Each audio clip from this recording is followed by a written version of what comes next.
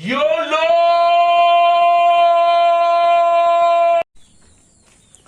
Selamat sore guys. Wah, lama tidak berkonten Ria ya.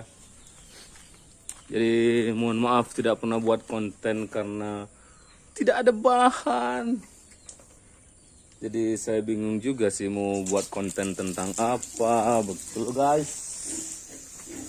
Jadi sebenarnya hari ini memang gak ada bahan juga sih. Cuman ya hanya sekedar ngebacot bahwa penting sekali sih guys untuk memandikan babi yang masih anak-anak gini, yang masih kecil-kecil begini. Jadi dimandikan 3 kali sehari. Jadi kebiasaan ini bagus sekali untuk babi yang masih baru sih, yang 1 bulan, yang 1 bulan, yang dari 1 bulan mau ke 2 bulan. Jadi ya dari 1 bulan sih, dari baru dateng itu babi nggak usah dimandikan, jadi dibersihkan aja di kotorannya. Tapi ketika sudah 1 minggu kan babinya udah beradaptasi bagus, kita mandikan seperti biasa. Nah, ketika sudah memulai memandikan seperti biasa, jadi lebih bagus sekali babi itu dimandikan 3 kali sehari. Memang biaya yang diperlukan banyak sekali ya, biaya listrik, biaya air, tenaga juga. Namun kalau dilihat dari perkembangan babi yang cepat sekali dengan dimandikan seperti ini, jadi ya worth it sih menurut saya. Namanya juga usahakan biar babinya cepat besar. Jadi yang saya lihat dampak dari, saya sekedar meneliti juga sih dampaknya itu, kenapa babi yang umur di bawah 2 bulan ini cocok dimandikan 3 kali. Karena jadi ketika siang hari, misalnya gini, saya jadi ketika memandikan babi itu rentan buang air. Jadi babi itu akan mengeluarkan kotoran karena mungkin di dalam perut babi itu kan panas, jadi disemprot air, jadi dingin, jadi perubahan suhu gitu. Ketika siang hari kita mandikan, kotoran yang keluar itu jadi 3 kali lipat, pagi, siang, dan sore. Maka dari itu ketika malam hari yang notabene-nya waktu babi untuk tidur itu lebih lama, jadi makannya itu lebih banyak gitu loh guys.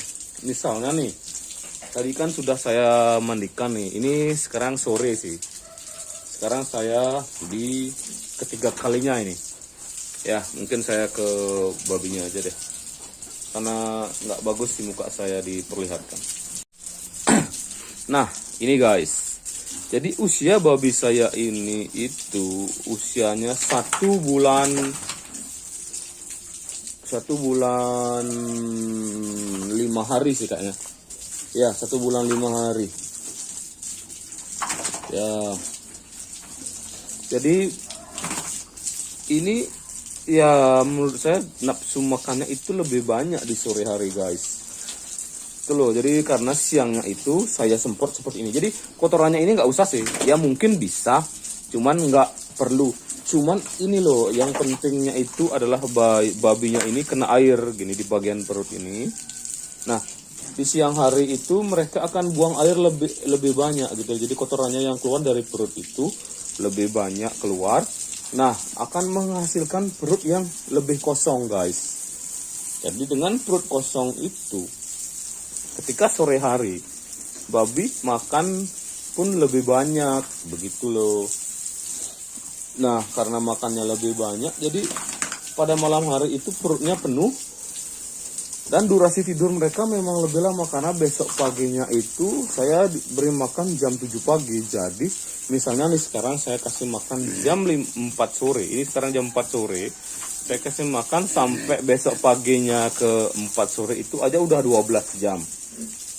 Nah, dengan durasi tidur yang seperti itu lebih lama dengan perut yang terisi banyak nutrisi, maka perkembangan babi pun ya teman-teman tahu sendiri kan. Jadi ini babi baru, jadi saya beri makan yang ini dulu sih, yang super dulu, agar perkembangannya lebih bagus. Jadi nanti teman-teman bisa lihat nafsu makan mereka ya. Ini wah, saya jamin sih kalau teman-teman pelihara babi dengan memandikannya 3 kali. Ini sebenarnya usianya 3 bulan sih kayaknya. 1 bulan. Saya belinya ini tanggal 18 Desember. Sekarang tanggal 20, ya 1 bulan 2 hari sudah sebesar ini ya guys. Sudah besar dan panjang. Saya sih nggak ke size-nya sih, saya lebih ke nafsu makannya itu beda ya guys. Jadi ini pengalaman saya kedua ya guys. Maksudnya dari dulu saya sudah panen dan hasilnya cukup memuaskan, dan saya akan berencana membangun kandang lagi.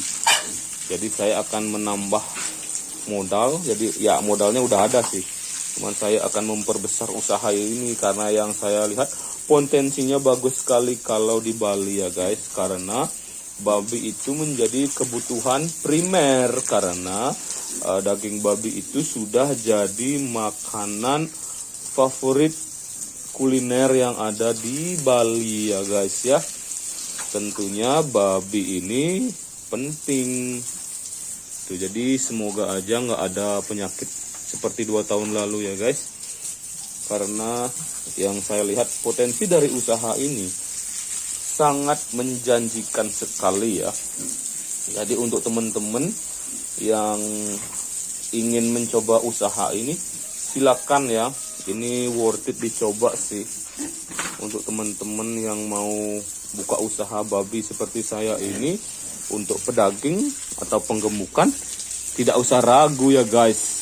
Jadi saya jamin dapat untung. Jadi nanti silakan tonton aja channel-channel peternak-peternak itu yang mungkin menurut teman-teman bagus, bisa dicoba. Tapi ini saya nggak pernah pakai obat-obatan sih guys ya. Saya belum pernah pakai obat-obatan penyubur, penambah nafsu makan. Jadi saya belum pernah coba. Kalau misalnya babi saya nggak nafsu makan, saya berikan makan itu sedikit di pagi hari. Jadi pada sore hari itu mereka akan merasa lapar. Namun di siang hari saya berikan daun pisang. Seperti itu. Jadi mungkin yang saya coba sih, jadi mungkin pada perut mereka itu mungkin merasa panas ya, karena ini makanan ini kan memang mengandung kimia yang merangsang pertumbuhan babi. Jadi mungkin babi itu merasa panas. Jadi ketika kita juga memakan kopi terlalu banyak, itu kayak nafsu makan kita nggak ada gitu loh. Jadi kita perlu refresh lagi perut kita dengan dedaunan yang hijau begitu. Jadi membuat perut babi itu jadi lebih fresh, dan ketika sore hari itu mereka kembali makan dengan sangat baik ya guys ya. Mungkin dari obat-obatan itu bagus sih, menurut saya sih bagus. Jadi kayak review-review di YouTube itu, obat-obatan itu memang sangat bekerja dengan baik. Namun kita ini kan usaha ya guys ya, kita usaha, jadi kita seminimalisir mengeluarkan modal ya guys ya. Karena ketika saya kuliah dulu di Saraswati dan Pasar, dosen saya memberitahu usaha itu harus dengan modal yang seminimalis mungkin, dengan memperoleh keuntungan yang sebesar-besarnya ya guys. Seperti itulah prinsip ekonomi itu. Dan bagaimana ekonomi itu bekerja, membuat orang sederhana menjadi kaya, itu tidak bisa dipungkiri.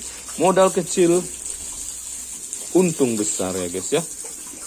Jadi untuk teman-teman yang ingin pelihara babi, bisa nonton channel YouTube saya atau channel YouTube yang lain untuk mendapatkan referensi. Jadi teman-teman juga harus bereksperimen seperti itu. Jadi bagaimana perkembangan babi, teman-teman lihat saja dulu bagaimana perkembangan babi. Saya juga bakalan review channel bagaimana babi saya berkembang, dan saya bagikan ke teman-teman YouTube sekalian. Dulu sayangnya sih saya belum dapat monetisasi. Saya perlu 1000 subscriber dan 4000 jam tayang. Jadi untung-untungan sih untuk mendapatkan penghasilan di YouTube. Namun saya tidak pernah berharap lebih untuk YouTube. Jadi tujuan saya di YouTube ini hanya berbagi ya. Jadi mohon jangan dibully, tidak usah di-subscribe kalau memang teman-teman. Saya tidak memaksa untuk men-subscribe channel saya ya guys ya. Saya hanya ingin berbagi. Tapi kalau saya dapat subscriber 1000, terus jam tayangnya sudah 4000, ya saya sangat bersyukur sekali ya guys ya. Saya sambil berbagi dapat uang juga seperti itu. Tapi kalau tidak dapat ya tidak apa-apa ya guys ya. Jadi semoga channel ini bermanfaat untuk teman-teman semua ya guys ya. Ya teman-teman ya, jangan ragu untuk mulai berusaha ya.